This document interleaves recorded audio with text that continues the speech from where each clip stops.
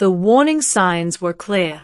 Red crystalline markers jutted from the ash-colored ground every few hundred meters, each etched with symbols no translator bothered to decode anymore.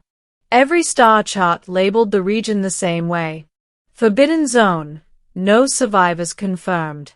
Human Command called it a dead pocket. Sensors failed. Drones vanished. Patrols never returned. Whatever lived there did not want to be found, which made it the worst possible place for a wounded human warrior to collapse into. Captain Daniel Cale didn't know any of that when he stumbled across the boundary. He only knew 3 things. He was bleeding. His squad was gone. And if he stopped moving, he would die. The battle above Viral Theta had gone catastrophically wrong. What was supposed to be a quick extraction turned into a massacre when unknown alien constructs tore through human lines like paper. Daniel remembered shouting orders, dragging 2 soldiers to cover, then pain, white-hot and overwhelming, as something punched through his side. After that, everything blurred. By the time he reached the surface, his armor was cracked, power cells dead, medgel depleted. The emergency nav beacon flickered uselessly. So he walked, step by step, until his legs finally gave out just beyond the last warning marker. He collapsed face first into silver grass that shimmered faintly beneath his blood. Darkness took him. Lorith had not seen a human in her valley for over a century. That was by design. Her kind, the Ishari, were not hostile, but the galaxy feared them all the same. Their territory had been declared forbidden not because of aggression, but because of difference. Ishari perception warped space itself. Prolonged exposure caused madness in most species. So they withdrew, built homes beneath crystal canopies. Let the galaxy forget them. Which was why Lorith froze when her perception flared. An intrusion. A foreign presence. Loud, chaotic, painful. Something was dying near her home. She moved without thinking, gliding across the grass until she saw him. A human. His armor was scorched and broken. Blood pooled beneath him. Too much, far too much. His breathing was ragged, uneven. Every instinct screamed danger, not from him, but from what he represented. The Forbidden Zone existed for a reason. Humans were fragile to Ishari presence. And yet, she knelt.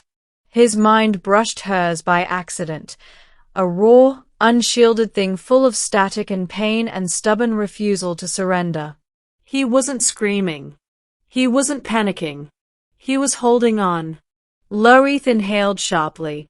No, she whispered. You should not be here. But she couldn't leave him. Ishari healing was not technology. It was resonance. She placed her hands over his wound, carefully dampening her aura, channeling just enough energy to knit torn flesh without overwhelming his nervous system. Daniel groaned. Easy, she murmured, though she wasn't sure he could hear her. You live now. Hours passed. Maybe days. When Daniel woke, the first thing he noticed was light, soft, prismatic, refracting through crystal walls that curved like grown stone. The second thing was the pain, dulled but present. The third thing was the alien woman sitting beside him. He reached instinctively for a weapon that wasn't there. Do not move, she said calmly. Your body is not finished healing. Daniel froze anyway. She was tall, willowy, her skin a pale iridescent hue that shifted with emotion. Her eyes, too deep, too knowing, locked onto his with unsettling clarity. Am I dead? He rasped. No, she replied. But you were close. Where am I? She hesitated. In my home. That sent a spike of adrenaline through him. He tried to sit up and immediately failed. Forbidden Zone, he muttered, realization hitting. You're Ishari. Yes. You know humans aren't allowed here. A faint smile touched her lips. You collapsed on my doorstep. That makes it complicated. Daniel exhaled, tension draining into weary acceptance. Then I guess, thanks for not letting me die. She studied him intently.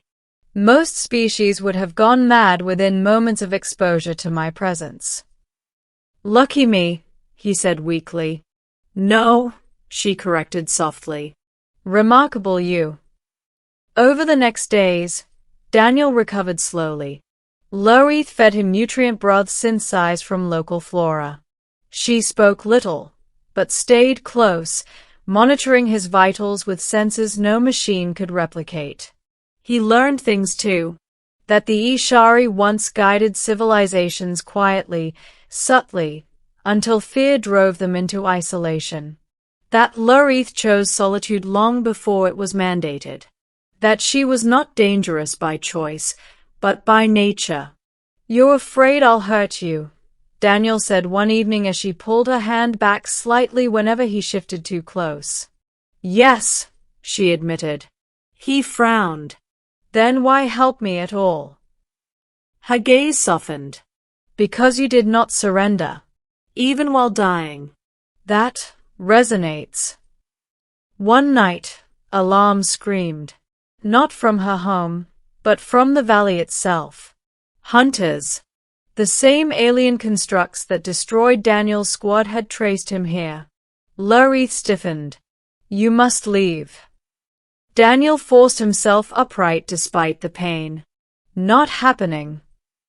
You cannot fight, she said urgently. You are wounded. He grabbed a fallen shard of crystal, using it to steady himself. I've fought worse while bleeding more. She stared at him. They will kill you. Maybe, he said. But they'll definitely kill you if I don't slow them down. Something ancient flickered behind her eyes. You would defend my home, she said slowly, knowing what I am.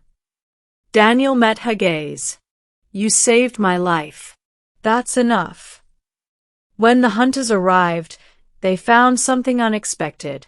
An Ishari woman no longer hiding, and a human warrior standing beside her, blooded, unarmed, unafraid. Daniel fought with grit and desperation, buying seconds where seconds mattered. Loreith unleashed her full resonance for the first time in decades, warping space until the constructs collapsed inward, torn apart by forces they couldn't comprehend. When it was over, Daniel dropped to his knees. Loreith caught him. You stayed, she whispered. He smiled faintly. Told you I would. Human extraction teams arrived days later, stunned to find him alive, and even more stunned by who stood with him. The Forbidden Zone was reclassified. Not as hostile, but as protected. Daniel left eventually, but he returned. Again and again. Because some boundaries were never meant to keep people out. And some homes were only forbidden until someone chose to protect them.